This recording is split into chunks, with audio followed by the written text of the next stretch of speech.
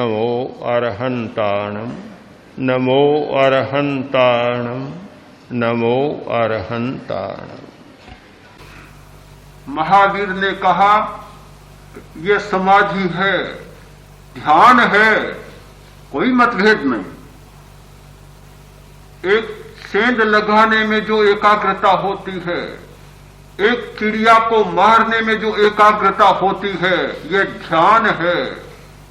ऐसे ऐसे लक्ष्य वेदी भारत में पैदा हुए हैं, ऐसे ऐसे लक्ष्य वेदी।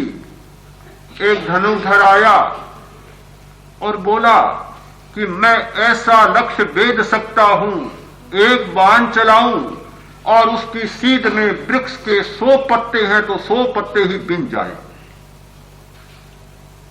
इतना बड़ा लक्ष्य वेदी। दूसरों को आश्चर्य हुआ।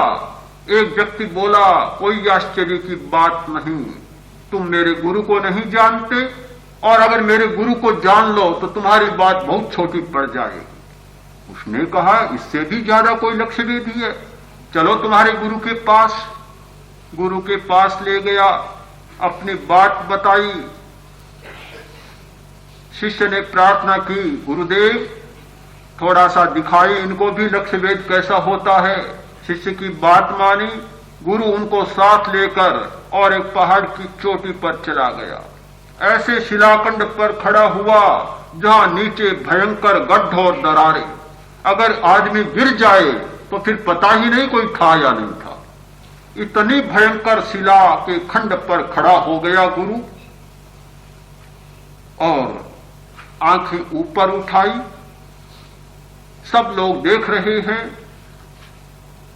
पक्षियों का झुंड आया, पक्षियों का झुंड आया और आंखें ऊपर उठाई। जैसे ही आंखों की रेंज में पक्षियों का समूह आया और सारा का सारा नीचे गिर पड़ा। लक्ष्य भेद हो गया। आंख से बींद दिया। बाण की जरूरत नहीं, तीर की जरूरत नहीं, आंख से सबको बींद दिया और नीचे गिरा दिया। क्या ध्यान नहीं है? बहुत बड़ा ध्यान है, बहुत बड़ा ध्यान है, बहुत बड़ी समाधि है, बहुत बड़ी एकाग्रता है। एकाग्रता है, समाधि है, ध्यान है, किंतु समाधि समाधि नहीं होती। आचार्य भिक्षु की बात बहुत सुंदर लगती है। उन्होंने कहा कि गाय का भी दूध होता है, आंख का भी दूध होता है, ठोहर का भी दूध होता है। दूध दूध है, कोई फर्क नहीं। दूध दूध है, किंतु गाय के दूध की जगह है आंख का दूध पी ले। शिविरार्थियों को बहुत दूध की जरूरत है, इतना सुलभ न हो तो आंख बहुत है।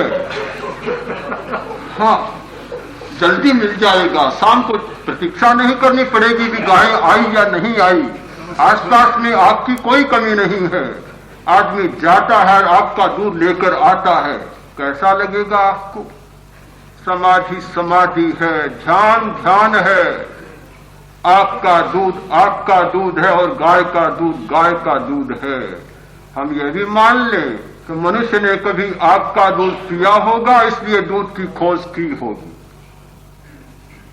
बहुत बड़ी एक भ्रांति हो जाती है।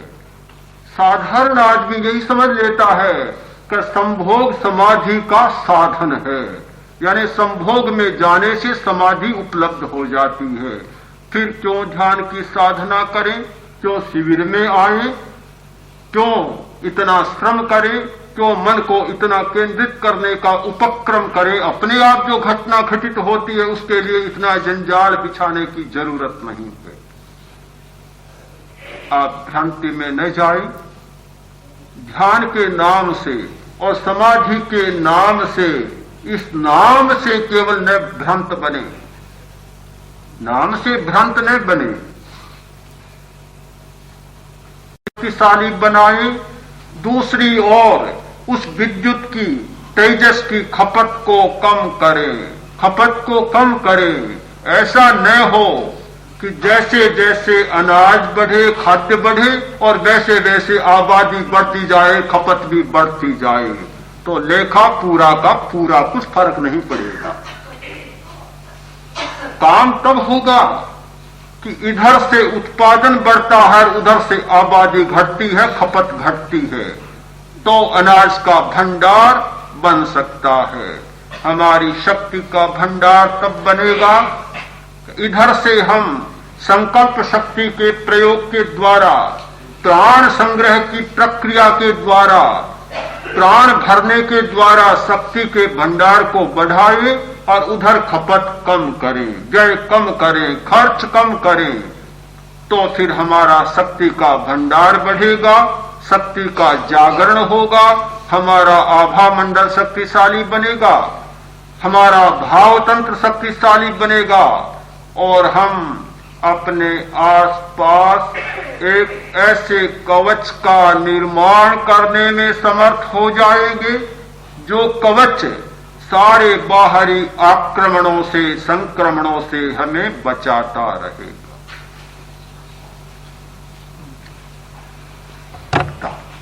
जब मूर्छा जागती है और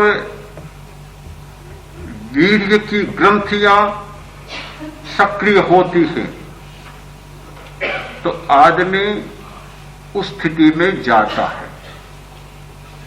यह प्रमाद का क्षण है और प्रमाद के क्षण में भी लीनता होती है। इस बात को हम माने कि लीनता, एकाग्रता प्रमाद के क्षण में भी होती है, अप्रमाद के क्षण में भी होती है। इसीलिए भगवान महावीर ने जितना स्पष्ट एक भेद रेखा का अंकन किया कि आर्त ध्यान, रौद्र ध्यान, ध्यान को दो श्रेणी में बांटना होगा, आर्त ध्यान, रौद्र ध्यान, धर्म ध्यान और शुक्ल ध्यान। ध्यान वह भी है, ध्यान वह भी है। एक ध्यान सारी दुर्गति में ले जाने वाला और एक ध्यान मनुष्य की सुगति करने वाला, मनुष्य का उत्थान करने वाला और मनुष्य का पतन करने वाला। तो प्रमाद की अवस्था में भी ध्यान होता है, किंतु वह संकलेश होता है, संकलेश। अप्रमाद की अवस्था में ध्यान होता है, वह असंकलेश होता है। अंतर संकलेश और असंकलेश का है, लीनता में कोई अंतर नहीं। लीनता को मान सकते हैं, किंतु हमें यह निश्चित मानना होगा कि वह प्रमाद का क्षण है, मूर्छा का क्षण है और संकलेश का क्षण है।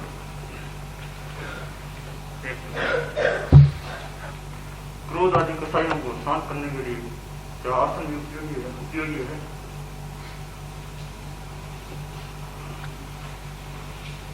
कसायों को शांत करने के लिए आसनों का भी उपयोग किया जा सकता है, क्योंकि क्रोध का या सारी वृत्तियों का अवतरण होता है नाड़ी संस्थान में।